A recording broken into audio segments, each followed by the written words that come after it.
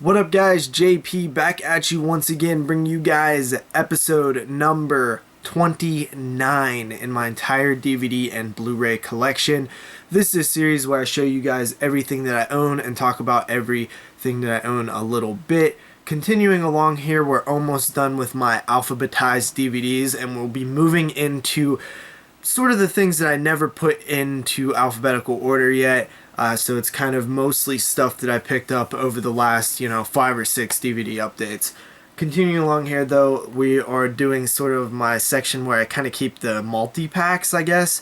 And first up here we have the 20 horror film collection here. This was when Echo Bridge was doing like a million of these every year. They've kind of slowed down now, but you still see them here and there. And somebody gave me this as like a birthday gift or something, and believe it or not, I actually watched every single film in this set, besides ones that I already owned, and ones that were sequels to films that I'd never seen.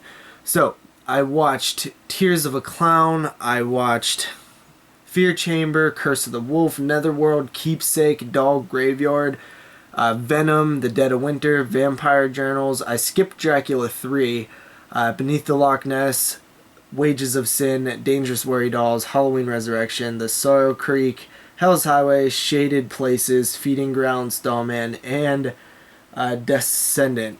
Honestly guys, this was mostly a huge chore to watch all 20 of these movies. There are a few gems in here, but mostly they are awful. Everything from like shot on video stuff like Hell's Highway, which was pretty cool, to mainstream horror films like Halloween Resurrection. There was one here that I did think that was pretty cool. It's either Shaded Places or Keepsake. I can't really remember. But yeah, that is a 20 horror film set. Ridiculous. After that we have 6 Killer Curses here. What a weird fucking crazy thing of movies collection. You have Venom, which isn't that bad. Dust Devil, which was okay. Children of the Corn 6, which I skipped. Beneath This Mississippi, which is actually the worst horror film that I've ever seen, ever. It's a 0.5 out of 10. It's the worst thing that I've ever seen. El Murato, which was pretty cool. And The Final Patient, which was honestly not that bad either. It had potential. After that, we have 70s Drive-In double feature. We have Ruby and Kiss of the Tarantula. I actually won this in a contest a long time ago on like a horror radio network. Man, I remember calling in and it was so weird because it was like the question that I got was like, in Fright Night, who is Peter Vincent's character based off of? Which it's obviously Vincent Price and Peter Cushing, but I like choked and I couldn't spit it out. I was like nervous, but I eventually got it right and they helped me out a little bit. And I got this here, which I did like. Ruby was pretty cool, and Kiss of the Tarantula was pretty cool. Kind of like Carrie ripoffs, or at least one of them is. One of them set in a drive-in theater, which is pretty neat. I actually should rewatch these. Cool little 70s films there. Then we have Stephen King's Storm of the Century. This is like the second DVD that it came with it, which has like all these other films. You have The Storm of the Century, The Shadows, Sheltered, Night of the Living Dead, Last of the Living, I Am Omega, Zombie Dearest, and Hide and Creep. I didn't watch any of these besides Storm of the Century. Believe it or not, like, I would rather just have Storm of the Century than all those bonus movies. They kind of just bring down the, like, quality of the DVD, the release. It's so weird. After that, we have actually a cool little 4-pack here, or 6-pack rather, and that is Blood Diner, Parents, Earth Girls Are Easy, Sundown, Fido, and Boyd's Girl. I've only watched Blood Diner out of this set, but Parents is one I've been meaning to revisit because it's one that I remembered watching as a kid on Monster Vision, and for years I never knew what it was called. I finally figured it out, and I still haven't actually watched it, so I'm looking forward to actually checking it out. After that, we have this little 4-pack here, and the only reason I had this is a MGM 4-pack, was for Because the Funhouse got released on Blu-ray, which I own. Phantasm 2 got released on Blu-ray, which I own, and The Serpent and the Rainbow got released on Blu-ray, which I own. All three by Scream Factory, and now is getting released by Scream Factory as well. So after I pick this up, I probably won't need this 4-pack anymore. This is actually a pretty cool movie. I did enjoy it. All of the other 3 in there are really cool too, especially Phantasm 2. After that, we have the After Dark Horrorfest Volume 3. It's funny that Lionsgate did this because they never released any of the other films in an 8-pack, which is really sad because honestly, like, I've been considering picking up all of the After Dark Horrorfest films recently, but I haven't done it yet. I haven't bit on it, and I honestly, before I would hate to own them in like an 8-pack like this, but after some thinking and knowing how big my collection has gotten over the years, if there were 8-packs for all 4 volumes, well, I guess 5 now, I actually would rather have those because it really does save a lot of space when you think about it. You're turning, what, 32 cases into 4. So yeah, and that's with just the first 4 volumes.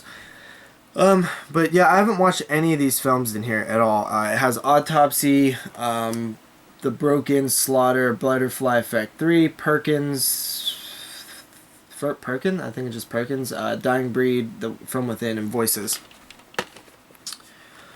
After that, we have a Warner Brothers collection here. This is the 4 film favorite Draculas. We have Horror of Dracula, Dracula has Risen from the Grave, Taste the Blood of Dracula, and Dracula AD 1972. Hammer films here. I would love to collect more Hammer horror because I've only watched really from Dracula has Risen from the Grave, and I actually really liked it. It made my top 10 of 1968 when we did that on the podcast, and I've been wanting to check out the other 3. Alright, after that we have another film favorites here from Warner Brothers. We have the Wolfen, Body Snatchers, The Invasion Continues, Coma, and Bad Moon. I've only watched Bad Moon, which is actually pretty good, and I think it just got announced as a Blu-ray from Scream Factory, so we'll see here. I'll check out the rest of these eventually. They're ones that I do want to see. After that, I picked this up a little while back, and it is a TV Guide Spotlight, and it is made for TV disasters. You have Flood, A River's Rampage, Aftershock, Earthquake in New York, and Tornado. This is sort of TV movies that were sort of disaster films, which I thought was pretty cool because I've probably seen these. Like they all came out. The first 3 came out in the 90s, early or mid to late 90s, which is like my prime time for watching a lot of TV when I was a kid. So I would guarantee that I've seen all 3 of those, and then one from 2006, which I haven't seen. But yeah, pretty cool. I would love to crack into those. I would like to see more of these little made-for-TV packs. I grabbed that at Walmart for really cheap. Now we're kind of moving into the things that I've picked up over the past couple updates, and that is horror, which I started watching. It's Dante Tomaselli, who I'm not a big fan of. I've seen 2 of his other films, and both of them I didn't like, or maybe one was average, but I didn't really, overly love them. But I have heard good things about this one. I started watching it. It did actually look pretty interesting, and I actually fell asleep, and I never returned to it, which is odd for me to do, but I'll get back to it eventually. After that, we have 9 Lives. This is one of those that I picked up for the top 10 of 2002 preparation show, and I just never got around to it. Starring Paris Hilton. Looks like a 2002 slasher film. I will check it out eventually, just out of curiosity's sake, but for now, I'm just going to kind of set it aside. Then we have Cube Zero. Actually, this is the only Cube film I own, but I need to grab Cube and Cube 2 Hypercube with the quickness because those are 2 films that I would love to have to complete the Cube trilogy, but mostly the first Cube because it's awesome. I haven't watched Cube Zero in a long time, and I would like to actually revisit that one as well. Then we have The Card Player from Dario Argento. This was just really cheap, so I decided to grab it. Who knows if it's any good or not. I hear so much bad things about later Argento films. Then we have Amityville: A New Generation, which I needed for my Amityville collection. Picked it up super cheap. It's like $5 or whatever. Then actually I picked up a, this isn't, I don't know why I'm showing this. This shouldn't, actually, yeah, this is my copy, never mind. This is Amityville, It's About Time, Amityville 6, which I have now, so I only need a couple more. I'll pick them up really soon as I get a chance. After that, we have another film that I picked up for the 2002 show that I never got around to, and that is .com for Murder. I'm honestly not rushing out to see this one. It'll probably sit in the collection for a long time before I actually watch it. And then we have Night Stalker, which I picked up for 2002 as well. I never got around to checking it out, but I didn't really hear very much good things, so again, that'll sit there for a while before I watch it. Then we have August Underground, which is a film that I remember seeing online probably a good 6 or 7 years ago.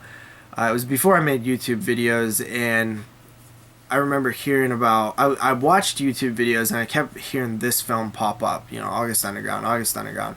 Actually, it was August Underground Mortem that I always heard about, but I thought that that's what this was, and somehow I watched it online. I think I streamed it on a site or something, and I was like, whoa, this is really intense. I remember feeling really uncomfortable watching it, obviously, and it did actually disturb me quite a bit, so I did end up grabbing it, and we'll see what happens with the revisit on that. Grabbed August Underground's Mortem as well. I don't know, I'm kind of doing this like a DVD update at this point because I haven't watched any of these films yet. And also my collection is August Underground Penance. So that is it for this part, guys. I will see you guys in the part number 30. Peace out.